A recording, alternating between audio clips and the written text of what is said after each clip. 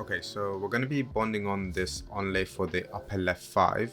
I've given LA already at this point, gave a buccal infiltration of lidocaine. Before I get my rubber dam on, always floss the contacts, make sure that the contacts are nice and loose. Here I put the rubber dam frame on and the sheet, and I put it over the teeth, and then I mark the dots on top of the teeth where the teeth are for the ones that I want to isolate. I'm punching the holes using the biggest size for the molar for the 6, and then the second smallest one for the premolars. I think in this case I should have ideally used the third smallest one, not the second smallest. Putting the clamp on and the rubber dam sheet and the frame all together.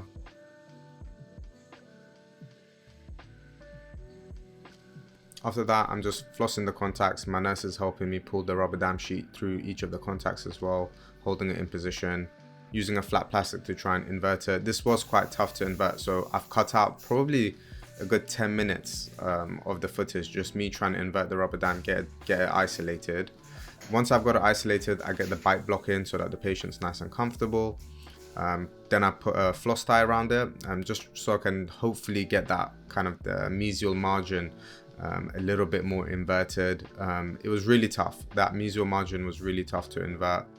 The floss tie helped a little bit, but it wasn't perfect. As you can see, I'm kind of struggling with it. I think at one point I eventually take off the floss tie anyways, because I found that it was just basically getting in my way. At this point, I'm just trying to clean up the tooth, so just flicking off all the temporary cement. In this case, I use polyF. I use polyF for all my temporary onlays. It works really well.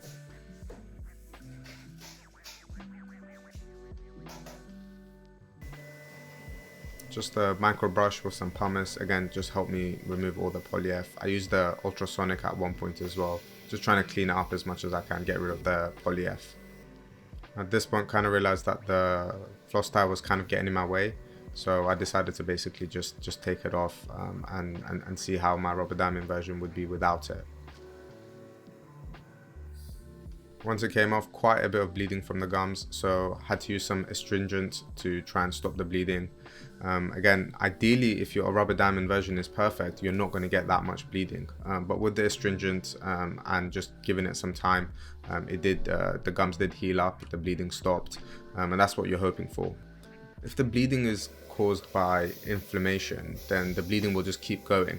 But if the bleeding is caused by trauma, in this case, my floss tie, me using a hand scaler, things like that, if you give it some time, use some astringent, the bleeding will actually stop.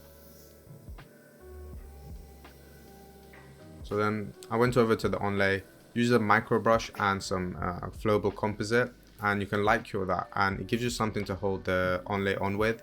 So just checking how it fits on the model, making sure I hold it correctly in the mouth when I go in to try it on basically. So I've got it in the right direction, know what it's meant to look like. Then I tried it in the mouth, margins were looking really good, so I was happy with it.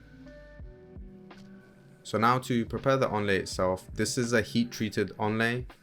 There's a whole set of studies that show that heat treating a gold Onlay properly before bonding increases the bond strength. I clean it with the IvoClean, that gets rid of the saliva contaminants and everything else.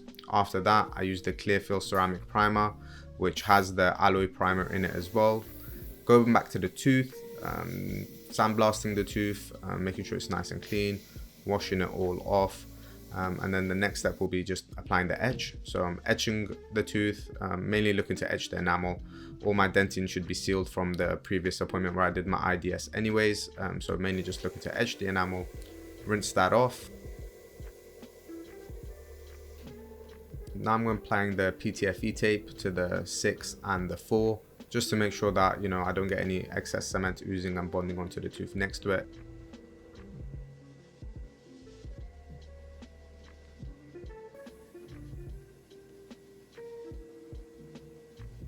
Here I'm applying the ED primer that comes with the Panavia kit, drying it off.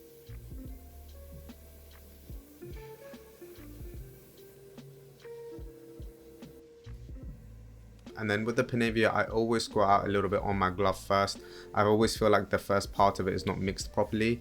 Then I put it on the Onlay, then I seat it all together. And then once you press it in and then just kind of yank out the micro brush, it will all come off in one piece nicely, and then you can just press and make sure it's seated all the way. So at this point, it's a game of just removing all the excess. So lots and lots of flossing. I'm holding the Onlay down with my finger. Your nurse can help you with that as well, using a micro brush to remove the excess.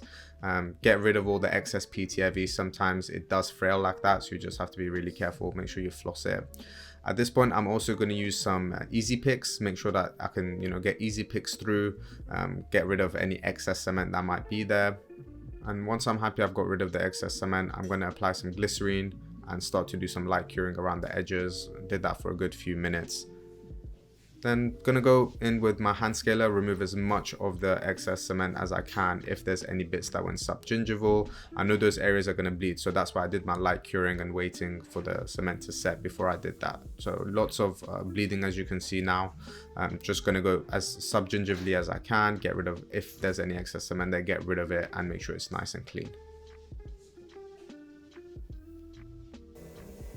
Again, going in with the TPs, making sure I get rid of anything that might be there, making sure that patient can floss it, they can use TPs there, and can check the contacts, and contacts are really nice. Using the scissors to cut up the rubber dam, and this way it's easier to come off. Washing it all off, and then just going to be checking occlusion at this point, doing the same checks that we did prior. So at the first appointment, checking the ICP contacts, the lateral excursions, but mainly is the shim stock holes. So making sure I've got the exact same shim stock holes as I had before. So these are the references that I had. Checking it on the other side as well, and everything seems to be good. So really happy with it.